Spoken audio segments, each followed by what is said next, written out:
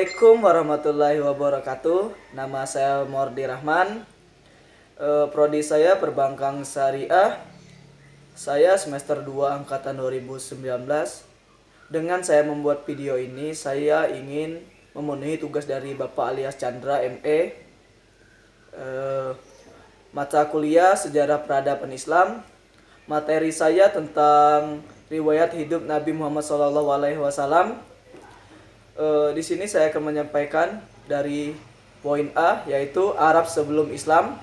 Ketika Nabi Muhammad SAW lahir di Mekah, ada sebuah kota yang sangat penting dan terkenal di antara kota-kota negeri Arab. Baik karena tradisinya maupun karena letaknya, kota ini dilalui jalur perdagangan yang ramai. B. Riwayat hidup Nabi Muhammad atau dakwah dan perjuangan. Sebelum masa kerasulan, Nabi Muhammad SAW adalah anggota Bani Hashim, suatu kabilah yang kurang berkuasa dalam suatu Quraisy. Kabilah ini memegang jabatan Sikayah. Nabi Muhammad lahir dari keluarga yang terhormat relatif miskin. Ayahnya bernama Abdul Muthalib, seorang kepala suku Quraisy yang besar pengaruhnya. Ibunya adalah Siti Aminah binti Wahab dan Bini Juhrah. Tahun kelahiran Nabi dikenal dengan tahun gajah atau yang dikenal dengan perang gajah, 570 Masehi.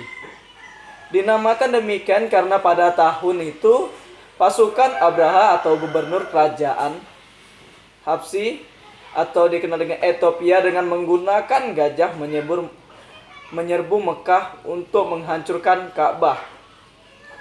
Muhammad lahir dalam keadaan yatim karena ayahnya Abdullah meninggal dunia 3 bulan setelah dia menikahi Aminah. Muhammad kemudian diserahkan kepada ibu pengasuh Halimah Sa'diyah. Dalam asuhannya Muhammad dibesarkan sampai usia 4 tahun.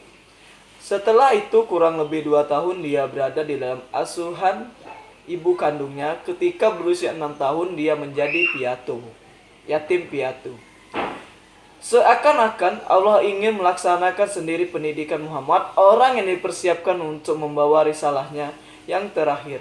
Allah berfirman, "Bukankah Allah mendapatmu sebagai anak yatim, lalu dia melindungimu, dan Allah mendapatmu sebagai orang yang bingung, lalu dia memberimu petunjuk." Setelah Siti Aminah meninggal dunia, hak asuh Nabi Muhammad SAW diasuh oleh Abdul Muthalib, mengambil alih tanggung jawab merawat Nabi Muhammad. Namun 2 tahun kemudian, Abdul Muthalib meninggal karena renta usia yang sudah tua. Tanggung jawab selanjutnya beralih kepada pamannya Abu Thalib. Seperti juga Abdul Muthalib mengambil alih tanggung jawab merawat Nabi Muhammad SAW. Namun 2 tahun kemudian Abdul Muthalib meninggal karena renta atau usia tua. Tanggung jawab selanjutnya beralih kepada pamannya yaitu Abu Thalib. Seperti juga halnya Abdul Muthalib, dia sangat dihormati dan disegani oleh kaum Quraisy dan penduduk Mekah secara keseluruhan. Usia muda, Nabi Muhammad hidup sebagai pengembala kambing. Melalui kegiatan penggembala ini dia menemukan tempat untuk berpikir dan merenung. Dalam suasana demikian, dia ingin melihat sesuatu di balik semuanya. Pemikiran dan perenungan ini membuatnya jauh dari segala pemikiran nafsu duniawi sehingga ia terhindar dari berbagai macam noda yang dapat merusak namanya. Karena itu, sejak muda ia sudah dijuluki Al-Amin atau yang disebut dengan orang yang terpercaya. Ketika Nabi berumur 12 tahun, untuk pertama kalinya dalam khalifah, dia ikut berdagang ke Syria atau dikenal dengan Syam. Khalifah itu dipimpin oleh Abu Thalib.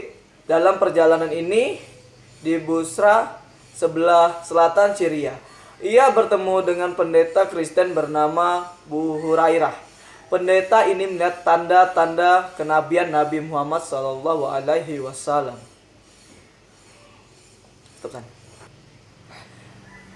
Sesuai dengan petunjuk cerita-cerita Abu Thalib agar jangan terlalu jauh memasuki daerah Syria, sebab dikuatkan orang-orang Yahudi yang mengetahui tanda-tanda itu akan berbuat jahat terhadapnya.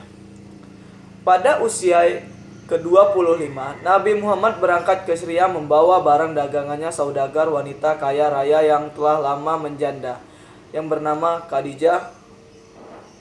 Dalam perdagangan ini, Muhammad memperoleh laba yang besar. Khadijah kemudian melamarnya.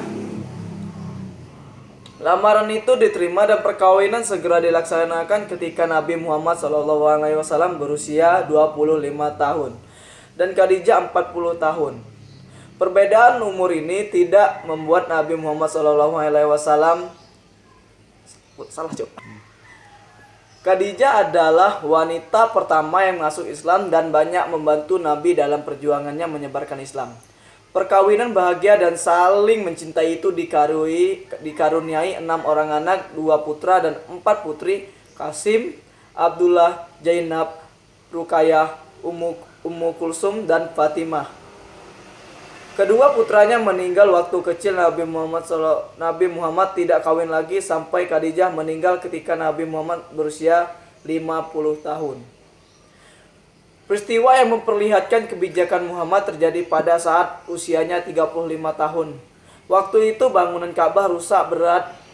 Perbaikan Ka'bah dilakukan secara gotong royong. Para penduduk Mekah membantu pekerjaan itu dengan sukarela. Tetapi pada saat terakhir ketika pekerjaan tinggal mengangkat dan meletakkan Hajar Aswad di tempatnya semula, timbul perselisihan. Setiap suku merasa berhak melakukan tugas terakhir dan terhormat itu. Perselisihan semakin memuncak, namun akhirnya para pemimpin Quraisy sepakat bahwa orang yang pertama Ka'bah melalui pintu siapa akan dijadikan hakim untuk memutuskan perkara ini. Ternyata orang yang pertama masuk itu adalah Nabi Muhammad SAW. Ia pun dipercaya menjadi hakim.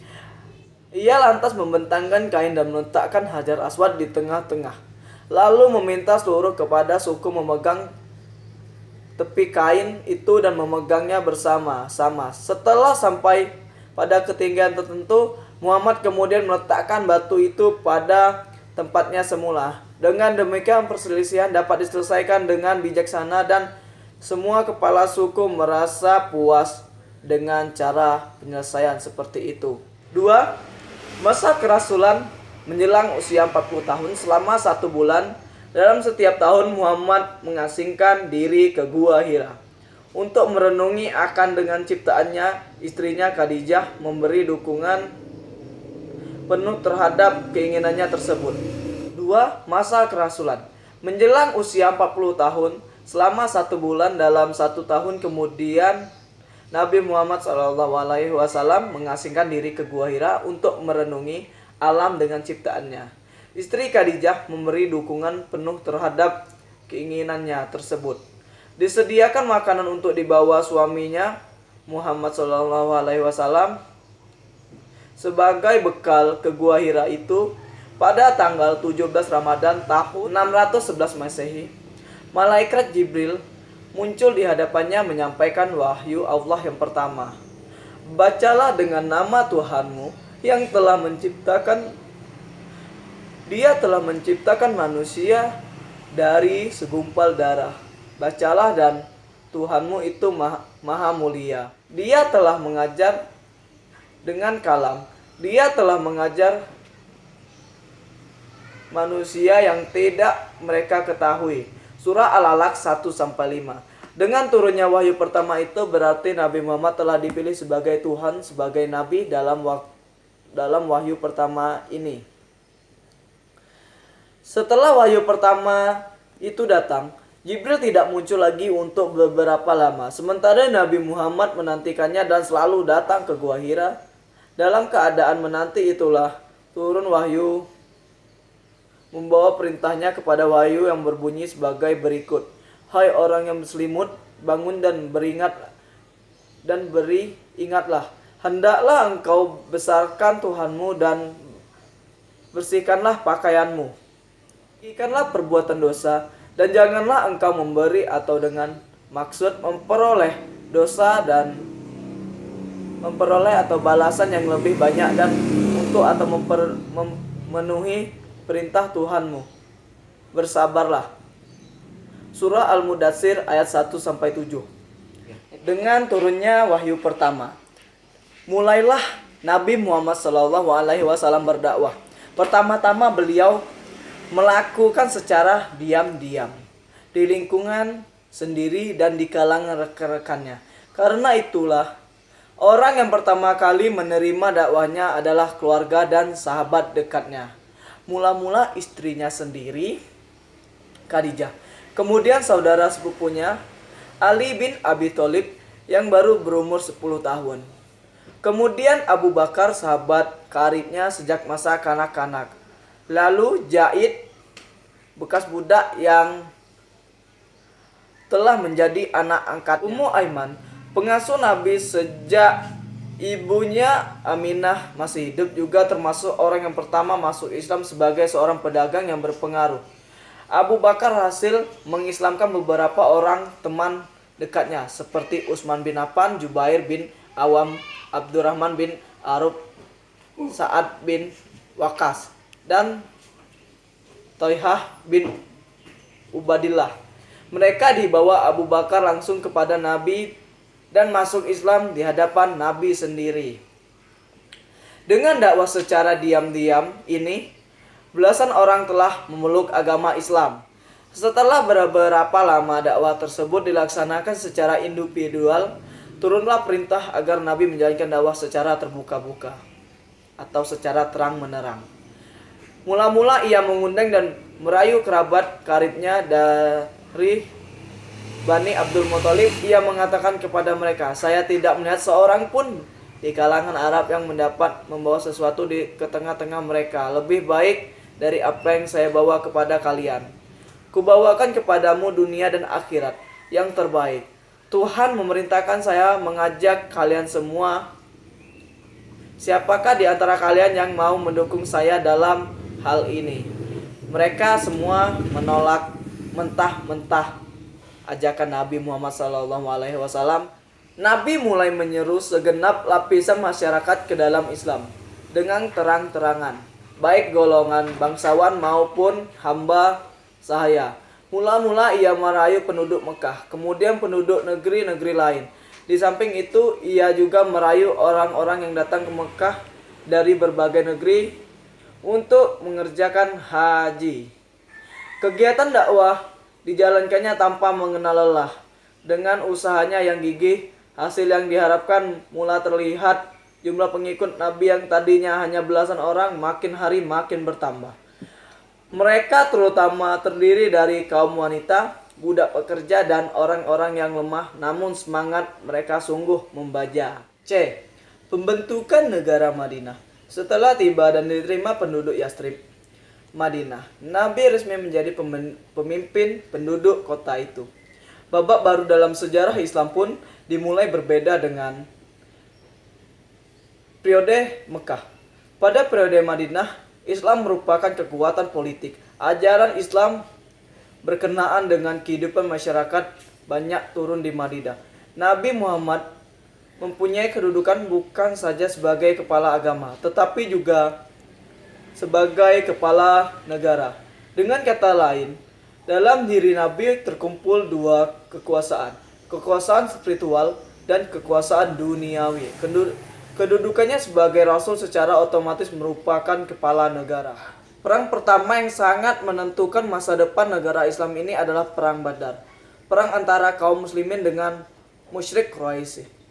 Pada tanggal 8 Ramadan tahun kedua Hijriah, Nabi bersama 350 pasukan orang muslim bergerak keluar kota membawa perlengkapan yang sederhana. Di daerah Badar, kurang lebih 120 km di Madinah, pasukan Nabi bertemu dengan pasukan Quraisy yang berjumlah sekitar 900 sampai 1000 orang. Nabi sendiri yang memegang komando dalam perang ini. Kaum muslimin keluar sebagai pemenang. Namun orang-orang Yahudi Madinah tidak senang mereka menang. Tidak sepenuh hati menerima perjanjian beberapa suku Badui yang kuat. Suku Badui ini ingin sekali menjalin hubungan dengan Nabi setelah melihat kekuatan Nabi semakin meningkat. Selain itu, setelah perang Badar, Nabi juga menyerang suku Yahudi. Kesimpulannya, Nabi Muhammad dilahirkan di kota Mekah pada hari Senin tanggal 12 Rabiul Awal tahun Gajah, dan Nabi Muhammad disusui oleh Halimah As-Sadiyah. Dan menjelang Nabi Muhammad umur 5 tahun, Halimah As-Sadiyah mengembalikan Nabi Muhammad SAW kepada ibunya karena terjadi peristiwa atas anak asuhnya yang mencemaskan hatinya. Dan setelah Nabi Muhammad SAW berusia hampir 25 tahun, Abu Thalib merasa bahwa keponakannya itu telah cukup dewasa, maka dipanggilnya Nabi Muhammad, lalu ditawarkanlah kepada suatu pekerjaan yang menguntungkan, yaitu menawarkan untuk berdagang ke negeri Syam. Dan Nabi Muhammad menerima wahyu yang pertama membuat Nabi Muhammad ketakutan dan tubuhnya gemetar melihat kedatangan malaikat Jibril. Wahyu pertama itu adalah anjuran kepada Nabi untuk membaca. Sesudah wahyu yang pertama datanglah wahyu yang kedua yang berisi menyampaikan risalahnya, yaitu menyembah Allah Subhanahu wa Ta'ala. Sekian dan terima kasih dari penyampaian materi saya. Saya mohon maaf apabila dari penyampaian materi saya ini masih banyak kekurangan. Saya hanya manusia yang luput dari kesalahan. Saya ucapkan terima kasih. Assalamualaikum warahmatullahi wabarakatuh.